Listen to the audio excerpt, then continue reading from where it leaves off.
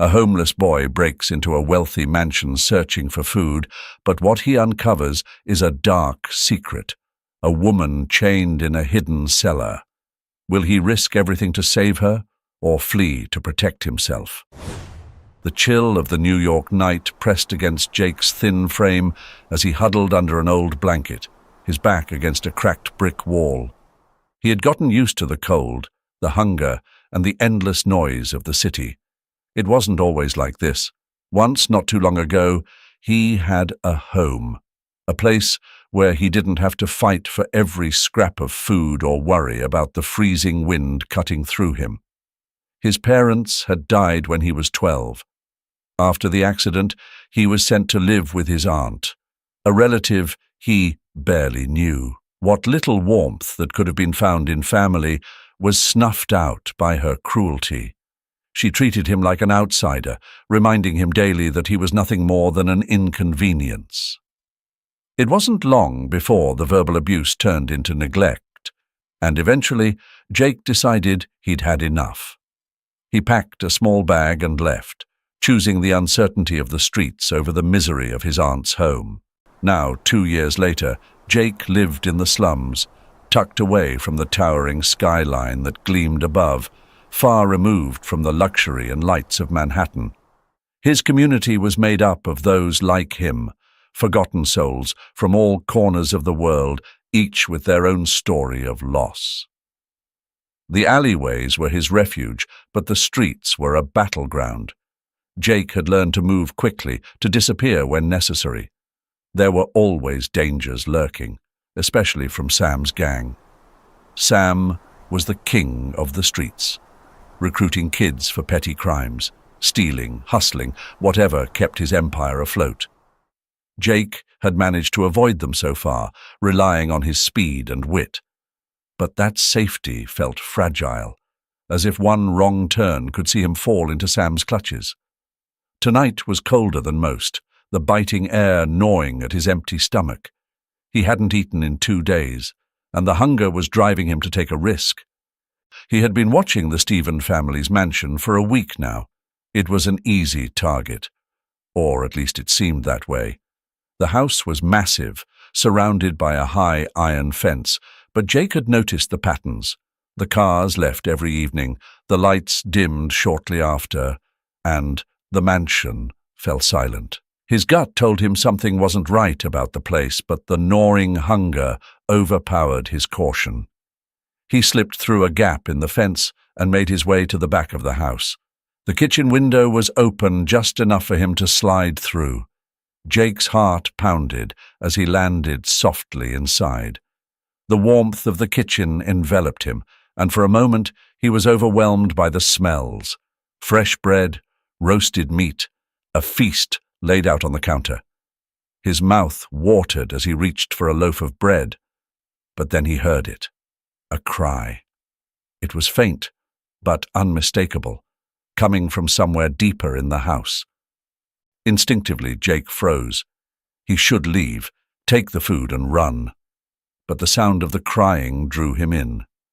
Quietly, he moved through the darkened hallways, the sobs getting louder as he approached a heavy wooden door. It was slightly ajar, and Jake peered inside. The sight stopped him cold. There, in the dim light of a single bulb, was a woman, chained to the wall, her wrists and ankles bound. She cradled a baby in her arms, her face pale and hollow, tears streaking down her cheeks. The baby whimpered softly, its cries weak, almost defeated. Jake's mind raced, but his body moved on instinct. He pushed the door open, stepping into the room. The woman's eyes widened in shock and fear, but when their gazes met, she saw something in him.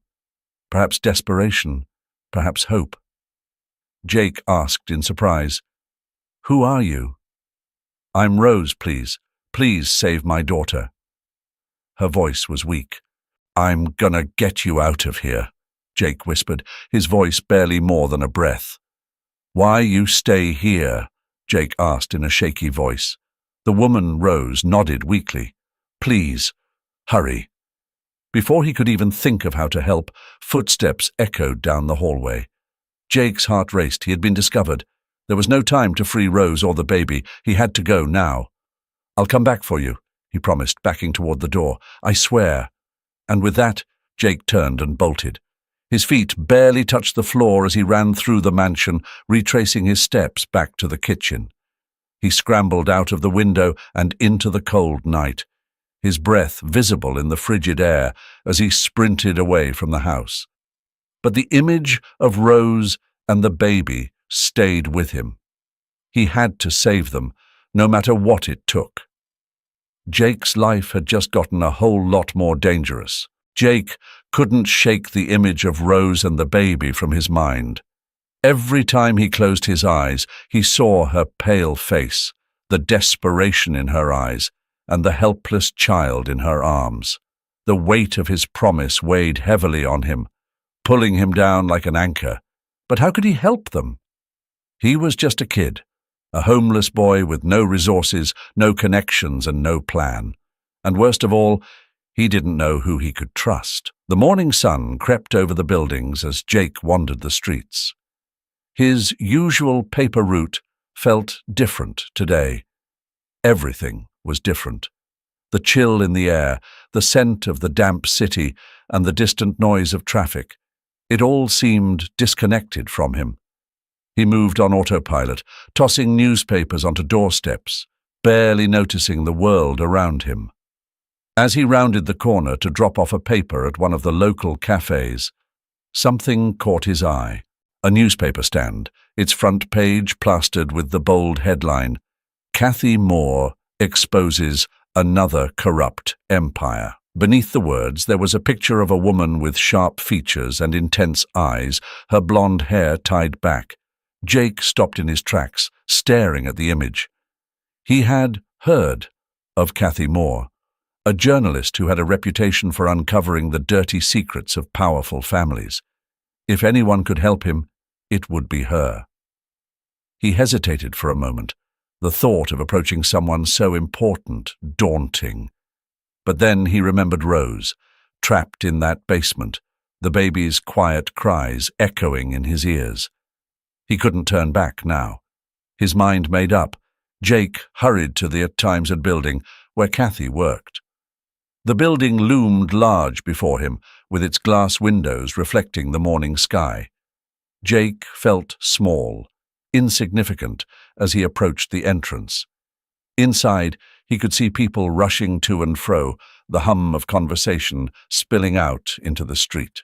He pushed the door open and stepped inside, but before he could make it far, a large hand clamped down on his shoulder. "Where do you think you're going, kid?" the security guard grumbled, eyeing Jake's ragged clothes and dirt-smudged face with disdain. "I need to talk to Cathy Moore," Jake said, his voice more determined than he felt. The guard snorted. "You and every other crackpot in the city. She's busy. Now, get out of here before I throw you out." Jake tried to push past him, but the guard easily shoved him back toward the door. "Come on, kid. Beat it." Frustrated and defeated, Jake found himself outside again. He had no choice but to wait. He found a spot near the side of the building, close enough to watch the entrance, but far enough to avoid being noticed by the guard again. Hours passed, and the sun began to dip low on the horizon. People filtered out of the building, one by one, heading home after a long day's work. Then he saw her. Cathy Moore, just like the picture, walked out of the building.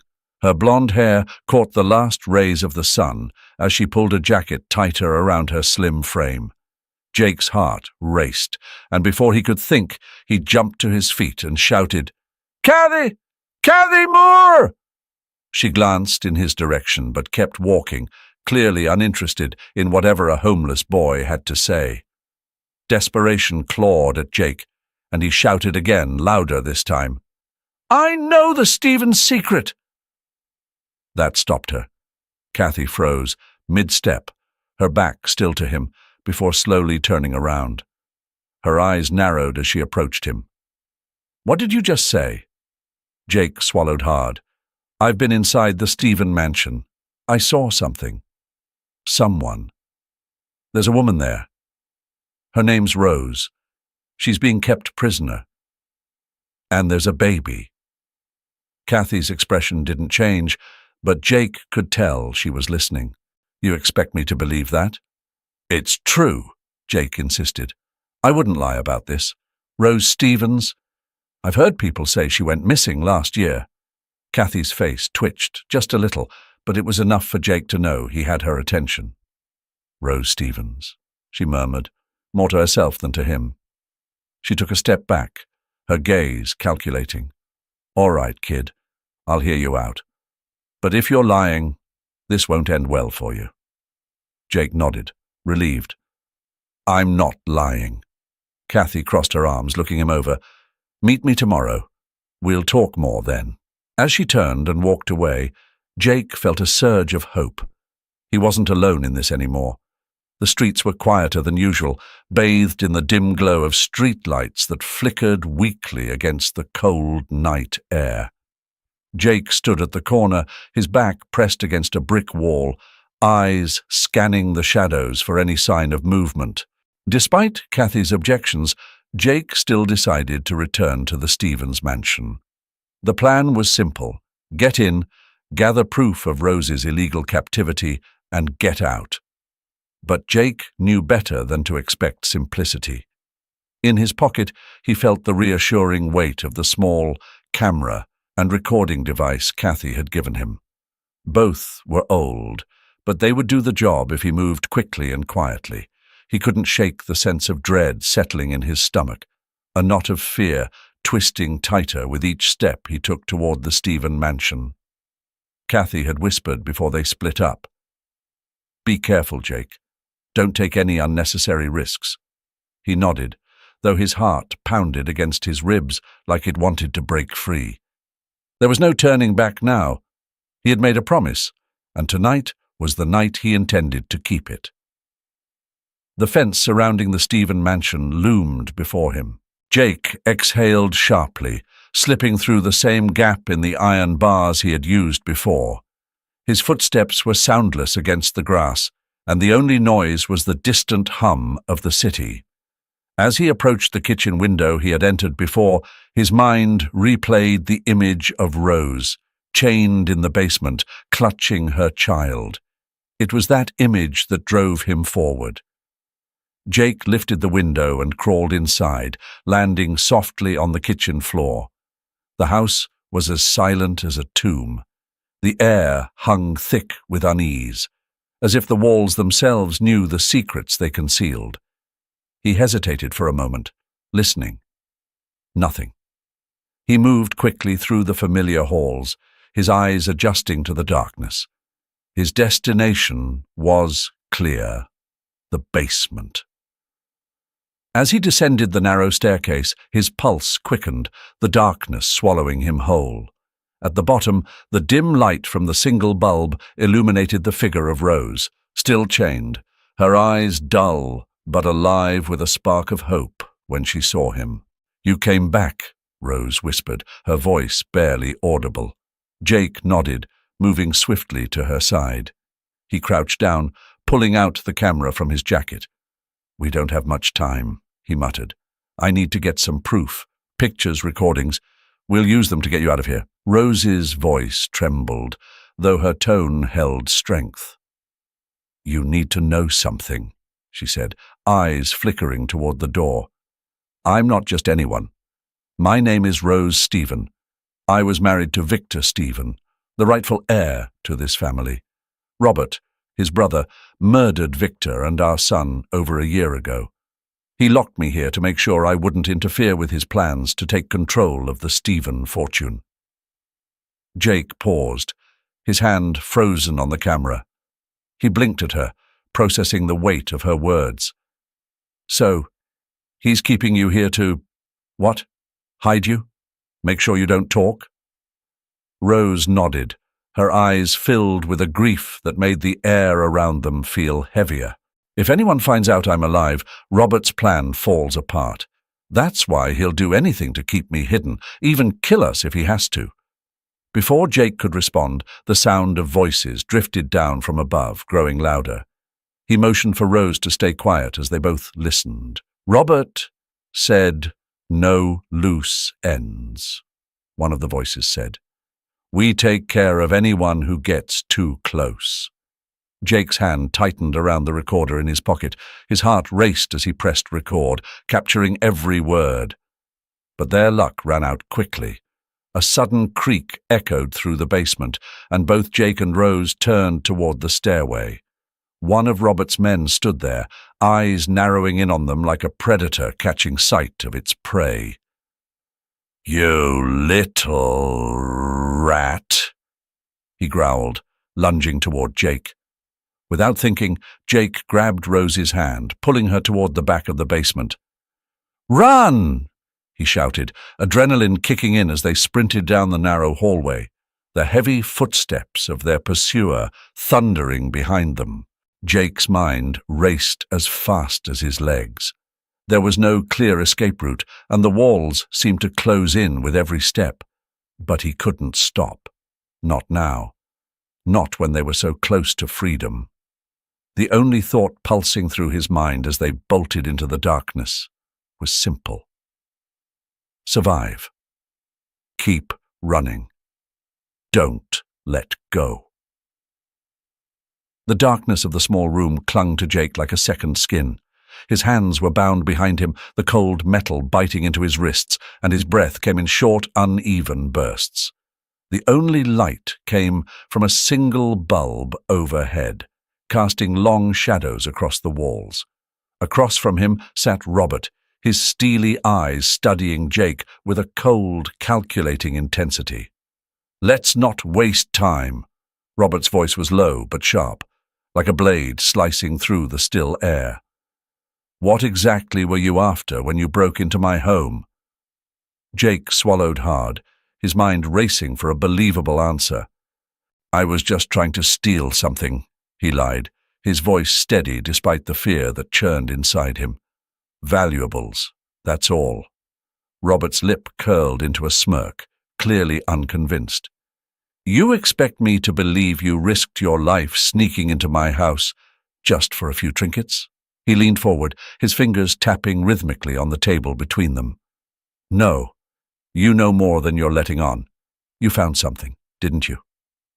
Jake's heart raced, but he forced himself to stay calm. "I don't know what you're talking about. I just needed something to sell. I didn't find anything." Robert's eyes narrowed, and the air in the room seemed to thicken with tension.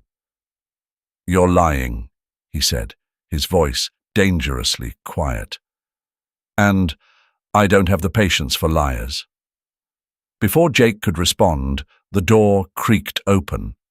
Mark, the old gardener, stepped into the room. His expression was calm, but there was a flicker of something in his eyes that caught Jake's attention. Robert waved him off, dismissing him as though he were an afterthought. Mark gave Jake a brief, almost imperceptible nod before exiting, and Jake's mind began to spin. He had no idea if Mark could be trusted, but the silent gesture gave him a sliver of hope. Meanwhile, across town, Kathy sat at her cluttered desk, her fingers flying over her keyboard. She had spent hours digging through old records, piecing together fragments of a story that was beginning to feel all too familiar. The death of Annie, her sister, had never gone away for her, and now, the deeper she dug, the more her suspicions were confirmed. Robert Stevens wasn't just a wealthy man with a dark secret. He was also involved in something far more sinister: her sister's disappearance and Rose's kidnapping. As the pieces of the puzzle fell into place, Kathy's hands trembled. She knew that getting involved with Robert was dangerous, but she couldn't stop. Annie's voice echoed in her mind, urging her to continue, to uncover the truth. Back in the dimly lit room, Jake braced himself as Robert stood, looming over him. "This is your last chance, boy. Tell me what you know, or things will get much worse for you and that woman you're so eager to protect." Before Robert could continue, the door swung open again, and Mark stepped inside with a calm authority. "I'm here to feed him," Mark said, his voice steady. "And maybe I can find a way to get him to talk." Robert frowned, but waved him off. "Fine, but I expect answers soon." As Mark led Jake out of the room, the weight of what had just happened began to settle in. Once they were safely out of earshot, Mark leaned down and whispered, "We don't have much time." Jake blinked, unsure of what to say. "I'm going to help you," Mark continued, "but you need to trust me. There's more at stake here than you know." Mark led Jake through a maze of hallways until they reached a small side door that opened into the garden. The cool night air hit Jake's face, and for the first time since his capture, he felt a flicker of hope. The dim light in the basement flickered, casting long shadows against the cold stone walls. The air was thick with tension, every creak of the floor above sending shivers down their spines. Jake asked Mark, "Do you know Annie?" Jake remembered yesterday when Kathy was talking about her obsession with the Stevens family. She mentioned that name. Mark leaned against the wall, his voice low but sharp. "Annie, she was Victor's lawyer," he said, glancing at Jake and Rose. "She found out what Robert had been planning all along." Jake winced, clutching his injured arm. Blood trickled through his fingers, but the pain was dulled by the fear running through his veins. "What did she find out?"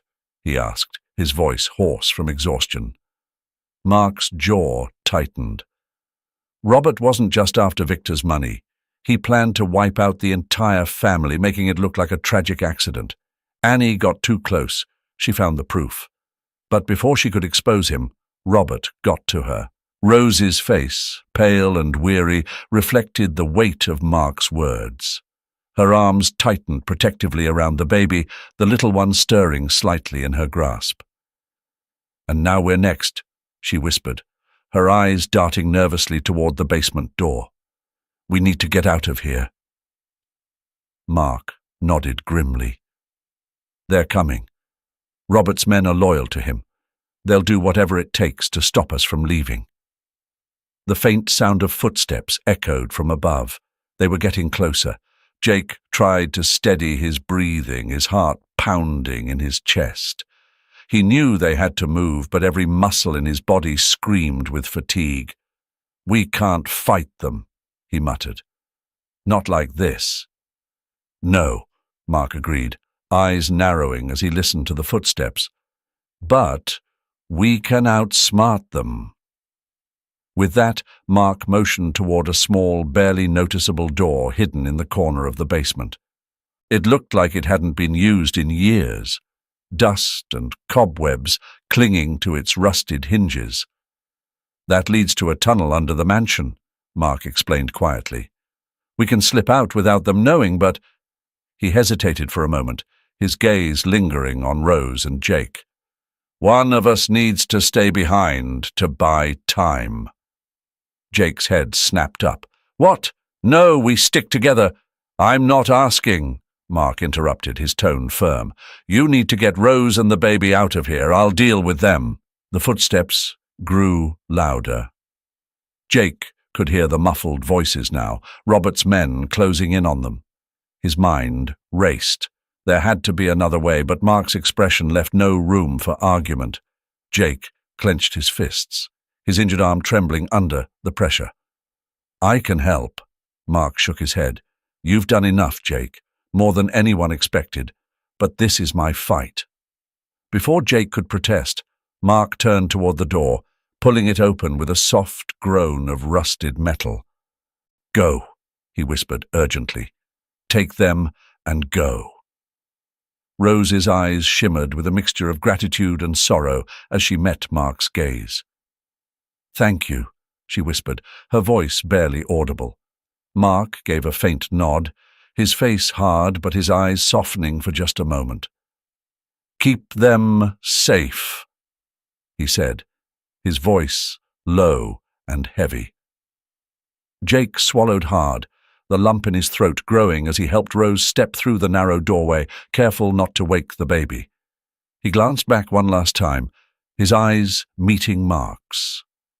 There were no words left to say, only the heavy silence of impending sacrifice. Then they were gone, slipping into the darkness of the tunnel, the thick stone walls swallowing the last glimmers of light from the basement. Mark waited until their footsteps faded before turning back to face the basement door. The voices of Robert's men were clearer now, sharp and menacing. He tightened his grip on the rusted pipe he had found earlier, the cold metal biting into his palms. The door burst open. 2 men stepped inside, their eyes locked onto Mark, and shouted, "Get him!" But Mark didn't flinch. He was ready. As they charged, he swung the pipe with everything he had, determined to buy Jake and Rose every precious second he could. The basement erupted into chaos, the sounds of battle echoing through the dark mansion. But for Jake and Rose, there was only the silence of the tunnel, the weight of Mark's sacrifice pushing them forward. And in the distance, the cold night awaited. Jake and Rose moved through the city's dark alleys. Rose held her child close, her face a mask of exhaustion, but determination burned in her eyes.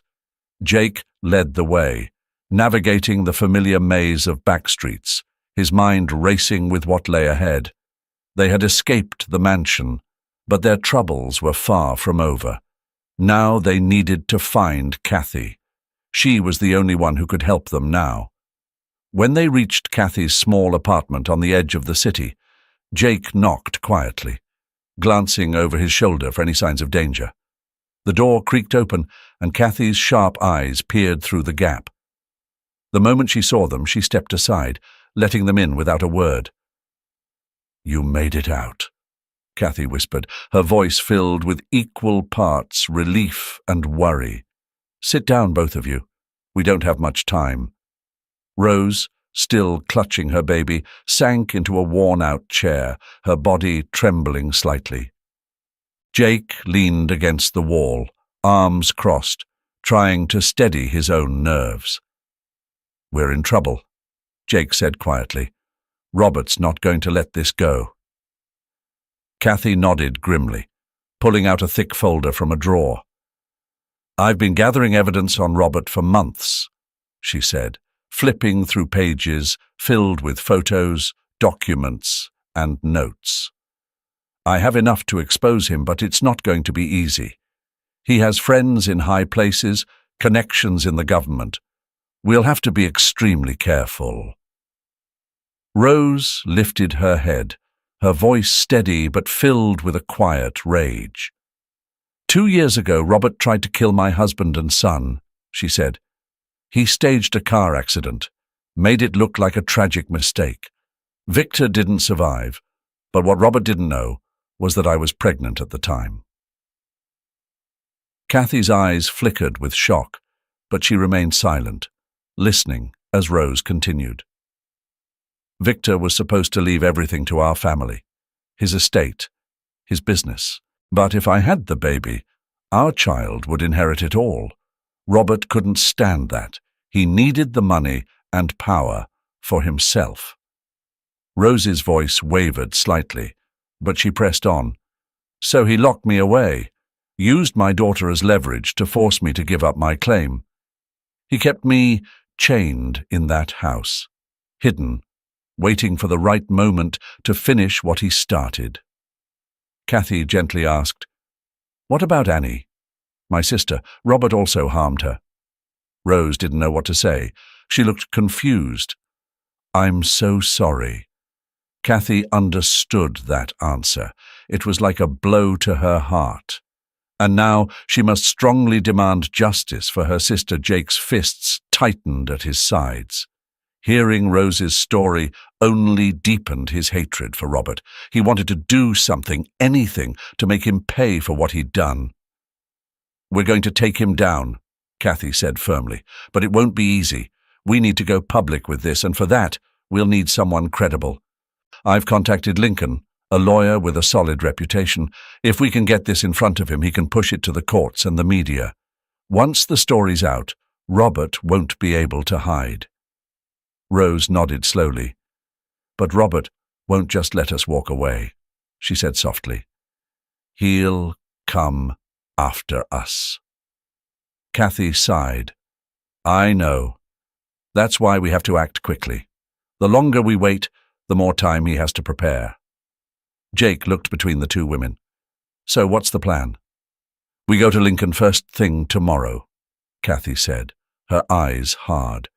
We show him everything, get his legal protection, and then we take this to the press. But we need to be ready for anything. Robert has eyes everywhere. Just as Kathy finished speaking, a loud knock came from the door. Everyone froze. Jake's heart raced. We need to leave, he whispered urgently. Kathy grabbed the folder, tucking it under her jacket, and nodded. We'll go out the back. Stay close. They slipped through the narrow hallway and out into the night. But they hadn't gone far before two men stepped out of the shadows, blocking their path. Jake recognized them immediately. Robert's men. Run! Kathy shouted, shoving Jake and Rose forward as the men closed in. They sprinted down the street, but the thugs were fast. Jake glanced over his shoulder just in time to see one of the men lunging toward him. But before he could react, the sound of sirens filled the air, and police cars skidded to a stop around the corner. Get down! A voice shouted from one of the cars, and within seconds the officers had surrounded Robert's men, guns drawn. Jake collapsed against the wall, gasping for breath as the police apprehended the attackers. They had barely made it out alive. Kathy grabbed his arm, pulling him to his feet. Come on, she urged, her voice shaky but strong. We still have a job to do. As they disappeared into the night, Jake knew their fight was far from over, but for the first time it felt like they had a real chance. The air outside the city was a quiet contrast to the chaos Jake had grown used to. Lincoln's house, tucked away in the suburbs, stood as a sanctuary, a place where Rose and her daughter could finally breathe, where Jake could forget, if only for a moment, the constant tension that had wrapped around his life. Inside, the soft hum of the refrigerator and the occasional creak of the floorboards were the only sounds that accompanied their quiet days.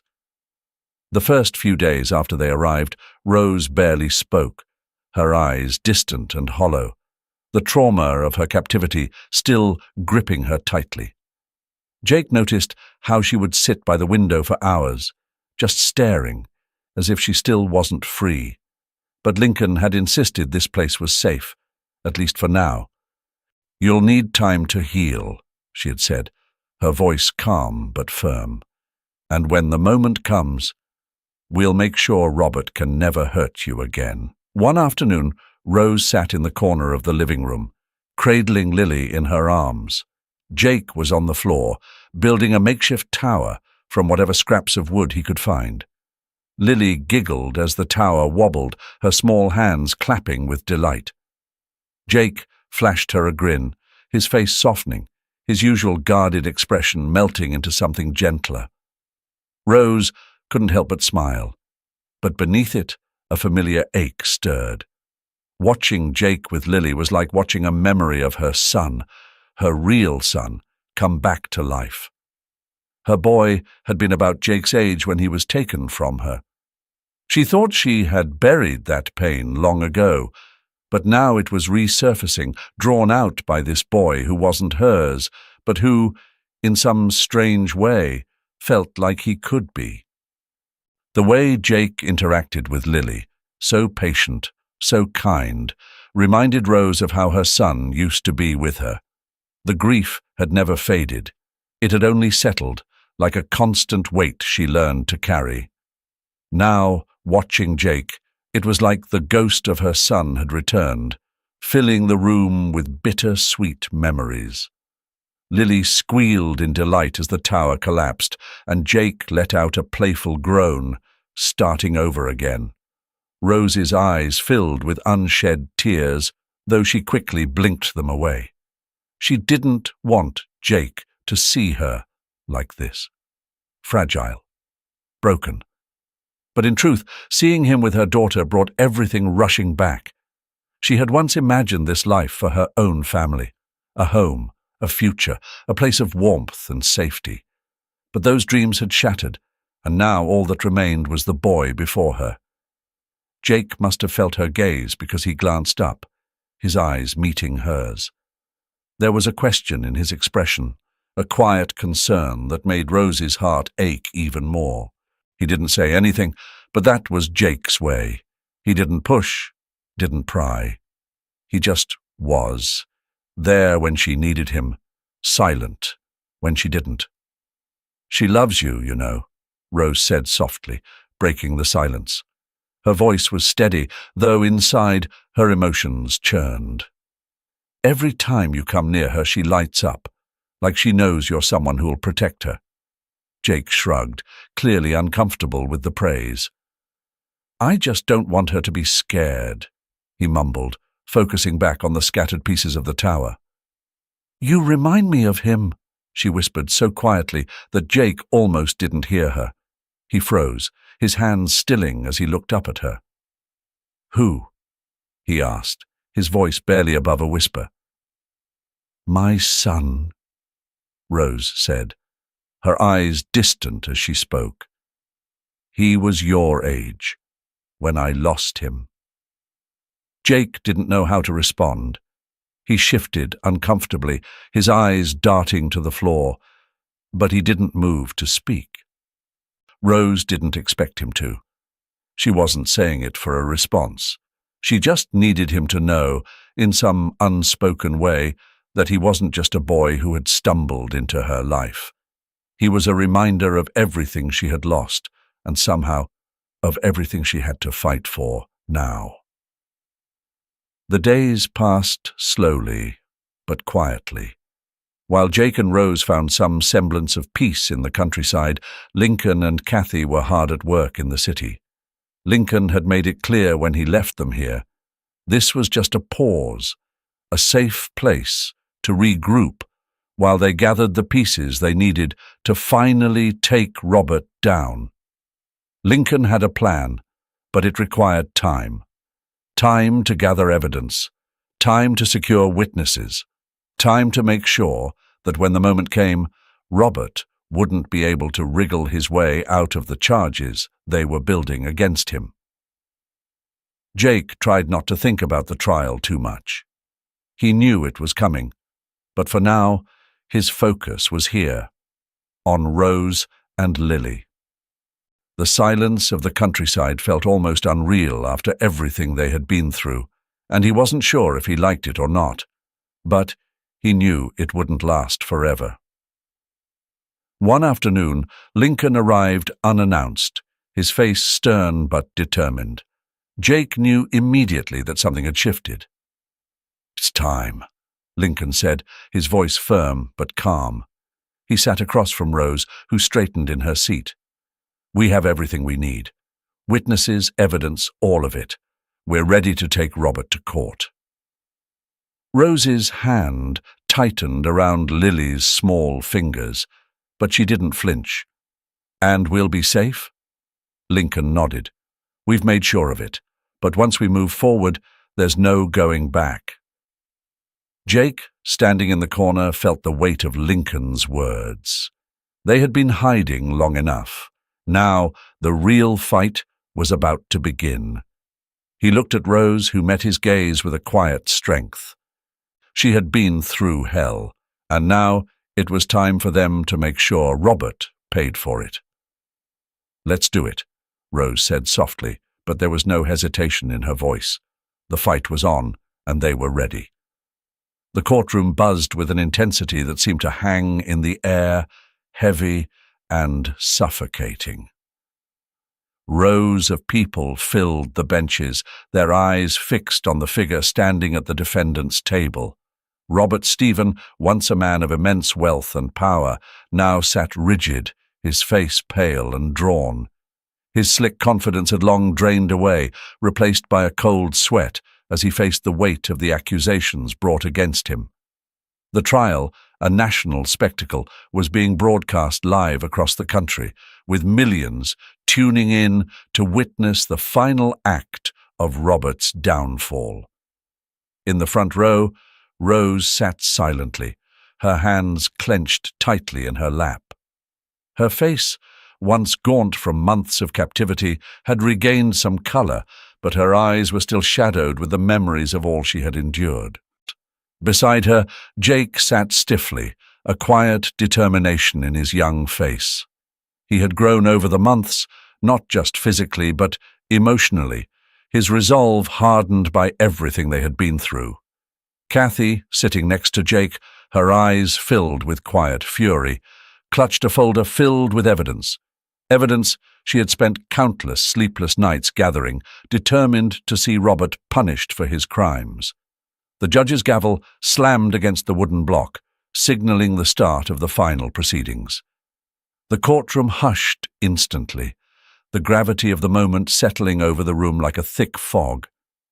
The prosecutor rose, his voice measured but cutting as he detailed Robert's heinous actions. The abduction of Rose, the enslavement of others, and the calculated brutality that had claimed the lives of innocent people. "Your Honor," the prosecutor said, his voice steady as he turned to the jury, "the testimonies you've heard from the victims, Rose, Mark, and young Jake, are undeniable. Their words, paired with the physical evidence collected by Kathy, leave no doubt. The atrocities committed by Robert Stephen are as clear as the blood on his hands." There was a pause, heavy with expectation. All eyes turned to Robert. His defense attorney whispered something hurriedly, but Robert's blank stare never shifted. He knew, as did everyone in that courtroom, that there was no escaping the truth now. His empire had crumbled, his lies exposed under the harsh light of justice. The judge, an elderly man with sharp, intelligent eyes, adjusted his glasses as he glanced over the thick file of evidence before him. His gaze lingered on Robert, not with pity, but with a solemn understanding of the responsibility that lay ahead. "Mr. Stephen," the judge's voice was firm, "you stand accused of some of the most horrific crimes imaginable. You have robbed people of their freedom, their dignity, and their lives." Robert swallowed hard, his Adam's apple bobbing as he struggled to maintain any semblance of composure.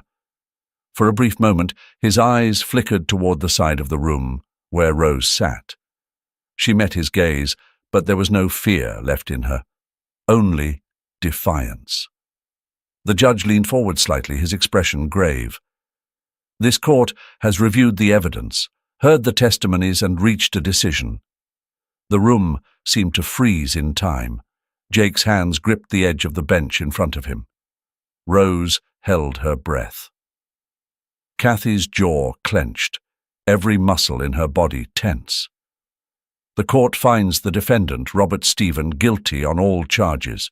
You are hereby sentenced to life in prison without the possibility of parole." The gavel struck again, and the sound echoed through the courtroom, final and absolute. For a moment, there was silence. Then, slowly, a sob broke free.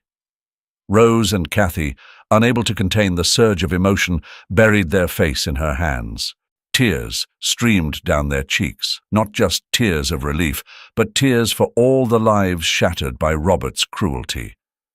Kathy reached out, wrapping an arm around Rose's shoulders, her own eyes brimming with unshed tears. It was over. Justice had been served, but the scars of the past remained. Jake looked up at the judge, then at Robert, who was being led away in handcuffs. He felt a strange mixture of triumph and sorrow. The man who had caused so much pain was finally paying for his crimes, but no punishment could bring back the lives that had been lost. As Robert disappeared from the room, the weight of it all settled in. They had won, but the victory was bittersweet. The courtroom began to empty, but Jake, Rose, and Kathy remained seated, still absorbing the gravity of the moment. Rose wiped her tears and looked over at Jake. "We did it," she whispered, her voice shaky but strong. Jake nodded, his eyes serious beyond his years. "Yeah," he said softly. "We did." And as they walked out of the courthouse, the cold New York air greeted them once again.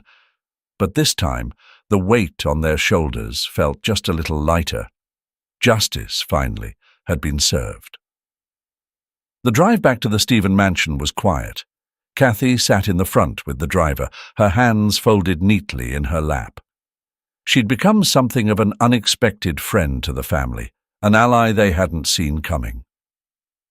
Jake watched as the tall iron gates opened, revealing the sprawling grounds he had once crept into under the cover of darkness. This time, it wasn't to steal food or to run from danger. This time, it was different. Inside, Mark was waiting. His new role as the family's head butler seemed to fit him, the man who had once been the enemy, now transformed by the events that had unfolded. He had stood by Rose in her darkest moments, and now he stood by her again in her victory. "Welcome home, Ma'am," he said, his voice steady but warm, as he opened the door for Rose and Jake. Jake stepped inside, his eyes scanning the large foyer, the polished marble floors, the grand staircase that twisted up to the second floor. It was the same house, but it felt different now, lighter. The tension that had once suffocated the halls seemed to have lifted. It was no longer a prison. "Jake, come with me," Rose said, her voice gentle but firm. She led him through the mansion, past the rooms he'd only seen briefly before. They ended up in a small, cozy study where a fire crackled in the hearth. The warmth was a stark contrast to the cold that seemed to follow them from outside. "I've been thinking about this for a while," Rose began, sitting down in one of the leather chairs by the fire. "What you did for me, for my daughter. You changed our lives. You saved us when no one else would." Jake shifted uncomfortably, unused to the praise. "I didn't do anything special. I couldn't leave you there." Rose smiled, her eyes softening. "You did far more than you realize, Jake, and I want to make sure you never feel like you have to fight alone again." Jake looked up, confused. "I want you to stay here," Rose continued, "not as a guest, not as a stranger, but as part of this family. I want to adopt you, Jake." The words hung in the air for a moment, and Jake felt a lump form in his throat. No one had ever offered him a real home before. Not like this. I don't know what to say," he whispered, his voice barely audible. "You don't have to say anything right now," Rose said softly. "Just think about it. But know that you will always have a place here. You deserve it." Jake nodded, trying to process everything. He looked around the room, at the fire, at Rose, at the house that was now his home. For the first time in years, he felt a sense of belonging, a feeling that maybe, just maybe, he had found the family he never knew he needed. As he stood there, the warmth of the fire wrapping around him like a blanket, he realized something. This was his new beginning. The street kid who had once run from everything was now standing still, in a place he could finally call home. Wow, what an incredible journey we've just been on. From the harsh streets of New York to finding a true home, Jake's story reminds us all of the power of kindness, courage, and resilience. It's amazing how one act of bravery can change lives forever. Rose, her daughter, and Jake have shown us that even in the darkest moments, there's always hope for a new beginning. If you found this story as touching and inspiring as I did, make sure to hit that like button and share it with someone who could use a little hope today. And don't forget to subscribe for more stories that capture the heart and leave you thinking long after the video ends. Thanks for watching, and remember, sometimes the bravest thing you can do is keep going. Until next time. Take care.